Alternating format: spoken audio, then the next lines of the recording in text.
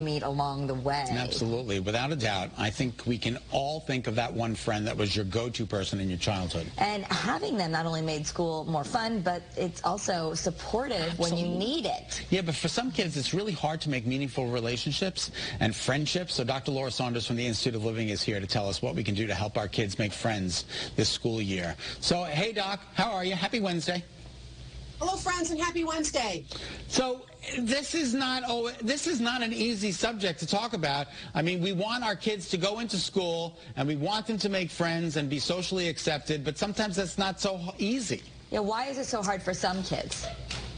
Right, so the underlying skill is what we call social skills, right? That's really the art of communication and reciprocity and acknowledging and identifying what someone else's emotions are and responding to them, right? There's actually a whole set of skills that are underneath this. I am that person that says all the time, I think social skills and the ability to get along with other people is equally as important as academics. And it is a skill that is really critical to learn in elementary school. The reality is not all children have this skill. In fact, I think there's a good subset of children that have significant deficits in their ability to communicate and to socialize in a way that creates a meaningful connection. So has COVID made things worse?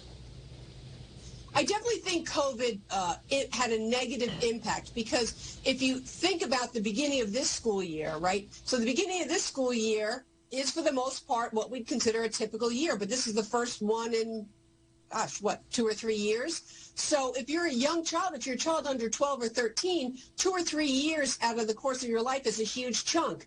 So the disruptions that happened in wearing masks, right? Wearing masks causes you not to be able to read someone's facial expressions or to have to over-exaggerate yourself to communicate what you're trying to get across. And kids don't necessarily do that. So I think that COVID has, and the barriers that we needed to be safe really did create some worsening of these deficits. And it can be a bigger issue if you have a child with ADHD or certainly a child on the spectrum.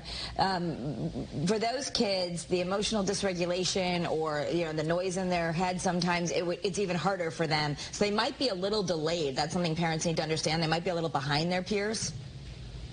Yes, any child that has what I call vulnerabilities, they have significant learning issues, maybe they have communication issues or they have social skills deficits. They have significant ADHD. Kids with ADHD don't stop and take the time to read what someone else's cues are, and they just sort of act impulsively, sometimes, with anger. So inattentive kids may be too impulsive and flighty to really know how to enter a conversation or to wait for someone else to finish talking before they start talking. So kids with any vulnerabilities often have particular issues in their social skill development. We only have about a minute, but as a parent, what do? Do you go in and say, be friends with my kid? Well, I think you start with practicing some scripts at home, do some practice. So let's pretend I'm another kid at school, and let's pretend, right? So to give your child some scripts, it can help to set up a play date where this child is actually really good with social skills, you worry that your child's not, and sort of set it up and say, when Johnny comes over, ask him to play with your Legos and then ask him to play Xbox, right? So to kind of give some helpful hints as a way to start that ball rolling. Yeah, okay, so give your kids some pointers, and modeling it at home is always a good way. But thank you. Thank you so much. And we're going to talk about this more on Kara's Cures coming up. I know we'll get into that question of should parents intervene. That's always a hard part when someone's being mean to your kid. Do you get involved? Do you get involved? Yeah. Thanks, Doctor. I look forward to it. Take care.